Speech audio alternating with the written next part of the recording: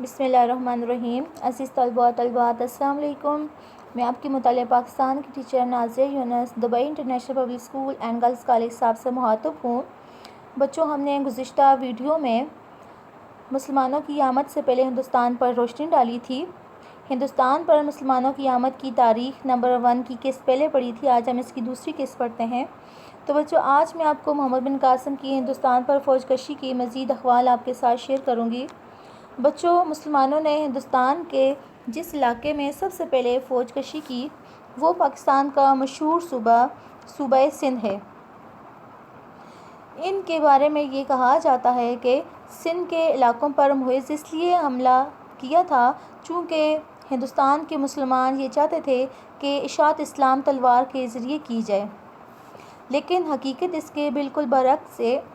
امر واقع یہ ہے کہ فاتحین عرب اپنی دوسری فتوحات میں اس قدر مصروف تھے کہ شاید ہی سندھ کے طرف توجہ کر سکتے، لیکن سندھ کے حکمرانوں اور راجاؤں نے مسلمانوں کے مخالفین کی امداد کر کے اور مسلم حکومتوں کے خلاف شورش برپا کر کے مسلمانوں کو اس چیز کے لیے مجبور کر دیا کہ وہ سندھ پر ضرور حملہ کریں۔ سندھ کے راجاؤں اور ایران کے بادشاہوں میں اگرچہ دیرینہ دشمنی چلی آ رہی تھی اور ان میں کئی جنگیں بھی ہوئی، لیکن جب مسلمانوں نے ایران پر حملہ کیا تو سندھ کے راجا اور ایران کے بادشاہ دونوں مسلمانوں کے مقابلے میں متحد ہو گئے۔ چنانچہ جب ایران کے بادشاہ یزدجرد شاہ ایران سے عرب مسلمانوں کی جو تاریخی اور فیصلہ کن جنگ ہوئی تھی، اس جنگ میں سندھ کے راجا نے ایرانیوں کے ساتھ مل کر حصہ لیا۔ راجا نے نہ صرف اپنی فوج شاہ ایران کے لیے بھیجی بلکہ اپنے جنگی ہاتھی بھی اس جنگ میں شامل کیے۔ ان ہاتھیوں نے مسلمانوں کو نقصان پہنچایا، یہاں تک کہ اسلامی فوج کے یہ سپہ سالار حضرت ابو عبید کو بھی ایک ہاتھی نے ہی شہید کیا تھا۔ اس کے علاوہ جس زمانے میں سندھ کا راجہ طاہر خلافت اسلامیہ کے مشرقی مقبوضات میں بغاوتیں پیدا کر رہا تھا اور خلافت اسلامیہ کے باغیوں کو اپنی حکومت میں نواز رہا تھا، اسی زمانے میں مسلمانوں کی تعداد جنوبی ہند میں بڑھتی گئی۔ چنانچہ مالدیپ، سلاندیپ، مالاباد میں مسلمانوں کی تعداد بڑھ رہی تھی، اور اسی کے ساتھ ساتھ اکثر راجاؤں نے بھی اسلام قبول کر لیا۔ سلاندیپ کے 9 مسلم راجاؤں کے تعلقات خلافت اسلامیہ کے ساتھ نہایت خوشگوار تھے۔ اس راجا نے اسلامی مرکز سے اپنے تعلقات استوار کرنے کے لیے قیمتی تحفوں سے بھرا ہوا 8 جہازوں کا ایک بیڑا مشرقی ممالک کے مسلمان حجاج بن یوسف کی خدمت میں روانہ کیا۔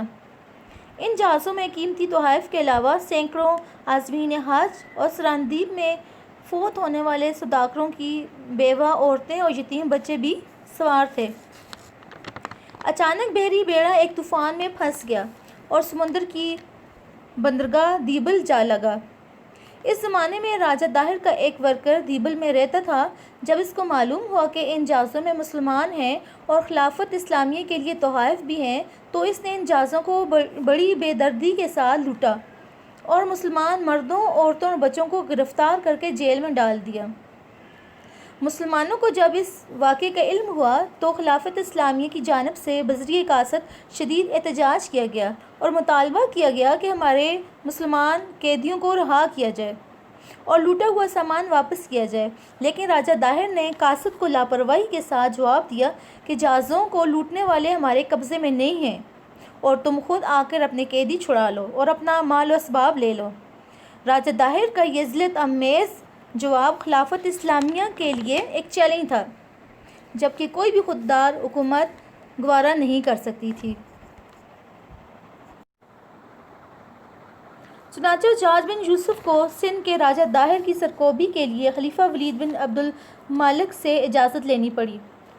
بچوں، آپ کو یہاں یہ بھی بتاتی چلوں کہ محمد بن قاسم سے پہلے مسلمانوں نے دیبل پر حملہ کرنے کی کوشش کی، لیکن متعدد بار ان کو راجہ طاہر کے بیٹے JSAR کے ہاتھوں ناکامی ہوئی۔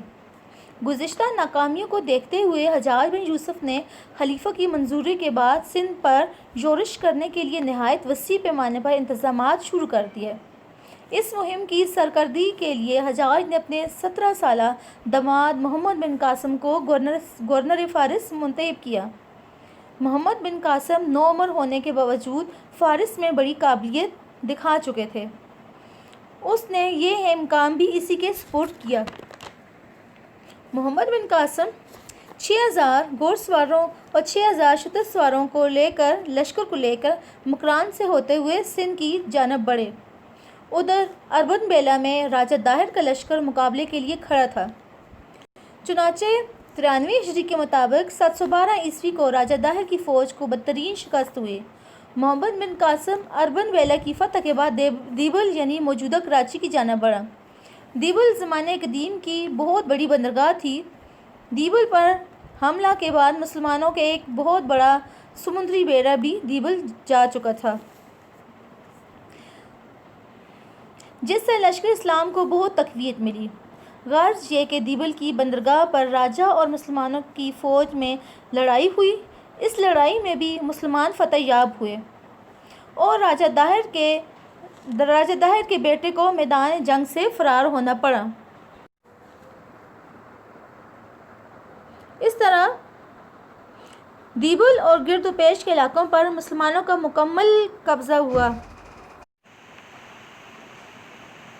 تو بچوں، سندھ کے باشندوں کا خیال تھا کہ شاید مسلمان ان سے بہت برا سلوک کریں، لیکن وہ یہ دیکھ کر حیران رہ گئے کہ دیبل کی فتح کے بعد محمد بن قاسم نے عام معافی کا اعلان کر دیا۔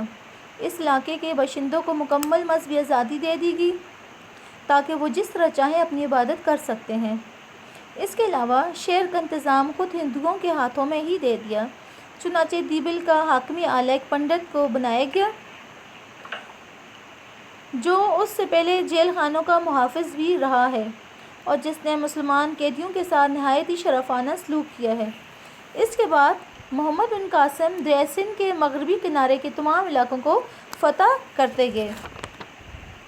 جیسے کہ آپ کو میں نے بتایا کہ دیبل کی فتح کے بعد محمد بن قاسم نے حکومت کا انتظام ہندو پنڈت کے حوالے کیا تھا۔ یہ پنڈت مسلمانوں کے حسن سلوک سے اس قدر متاثر ہوا کہ اس نے محمد بن قاسم کے ہاتھ پر اسلام قبول کر لیا۔ اسلام قبول کرنے کے بعد پنڈت کو مولانا اسلامی کا خطاب دیا گیا اور اس کو سفیر بنا کر راجہ داہر کی طرف روانہ کیا اور راجہ داہر کو پیغام بھیجا کہ اس کے ہاتھوں اطاعت اسلام قبول کر لے ورنہ اسلامی لشکر کے مقابلے کے لیے تیار ہو جائے۔ لہٰذا راجہ داہر نے مولانا اسلامی کے ساتھ نہایت ہی سختی سے پیش آیا اور اس نے محمد بن قاسم کی طرف جواب بھیجا کہ ہم اطاعت کے مقابلے میں جنگ کو ترجیح دیتے ہیں اور لڑائی کے لیے بالکل تیار ہیں۔ غرض یہ کہ راجہ داہر کی فوج میں اور اسلامی لشکر میں باقاعدہ جنگ چھڑ گئی۔ راجہ داہر اور اس کے سپہ سالاروں کا مقصد یہ تھا کہ وہ محمد بن قاسم کو دریائے سندھ کے پار ہی جنگ میں مصروف رکھیں تاکہ اسلامی فوجیں دریائے سندھ پار نہ کر سکیں۔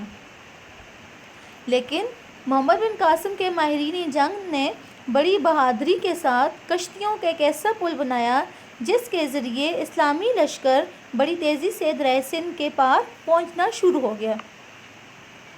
اسلامی لشکر کا دریائے سندھ کے اس پار پہنچنا ہی تھا کہ راجہ داہر کے بیٹے اور اس کی فوج کے درمیان ہلچل سی مچ گئی۔ دونوں کے درمیان لڑائی شروع ہوئی اور پہلے ہی مرحلے میں راجہ داہر کے بیٹے کو شکست ہوگی۔ اب جب اسلامی لشکر آگے بڑھنے لگا تو سامنے ہی راجہ داہر اپنی فوج کے ہمراہ خیمہ تن تھا۔ راجہ داہر کے پاس تقریباً 30,000 فوجی تھے، 60,000 جنگی ہاتھی تھے اور اسلامی لشکر کی کل تعداد 15,000 تھی۔ آگے بڑھ کر ایک ہنگامہ برپا کیا۔ راجہ داہر اور اس کی فوج بڑی ہمت اور مردانگی کے ساتھ مقابلہ کیا۔ 2 دن تک دونوں لشکروں میں جنگ ہوتی گئی۔ آخرکار تیسرے روز راجہ داہر کی فوج کے پیر اکھڑ گئے، لیکن راجہ داہر 1,000 فوجیوں کے ہمراہ اب بھی میدان جنگ میں کھڑا رہا اور لڑتے ہوئے مارا گیا۔ راجہ داہر کے مارے جانے پر بہت سے برہمنوں، ہندوؤں اور فوجیوں نے محمد بن قاسم کی خدمت میں خود کو پیش کر لیا اور اسلام قبول کر لیا۔ محمد بن قاسم نے 2 ہی دن میں دربار منعقد کیا اور اپنی پالیسی کا اعلان کیا کہ ہماری حکومت میں ہر شخص مذہبی معاملے میں آزاد ہوگا۔ جو شخص چاہے اسلام قبول کرے، جو چاہے اپنے آبائی مذہب پر قائم رہ سکتا ہے۔ ہماری طرف سے کوئی زبردستی نہ ہوگی۔ جو اپنے آبائی مذہب پہ رہے گا اس سے ٹیکس جزیے کی صورت میں لیا جائے گا، اور جو مسلمان ہوں گے ان کو زکوٰۃ کی صورت میں ٹیکس دینا ہوگا۔ اس کے بعد محمد بن قاسم نے آگے بڑھ کر ملتان کا محاصرہ شروع کیا۔ ملتان پر بھی قبضہ ہو گیا۔ اس زمانے کا سندھ موجودہ زمانے کے سندھ سے بہت بڑا تھا۔ بلوچستان، مکران، تقریباً 1200 برس سندھ ایک ملک ہی رہا۔ تو بچوں ہم اگلی ویڈیو میں پڑھیں گے کہ محمد بن قاسم کے بعد کون سے حکمران ہندوستان پہ آئے اور اپنی حکومت قائم کی۔ تب کے لیے اللہ حافظ۔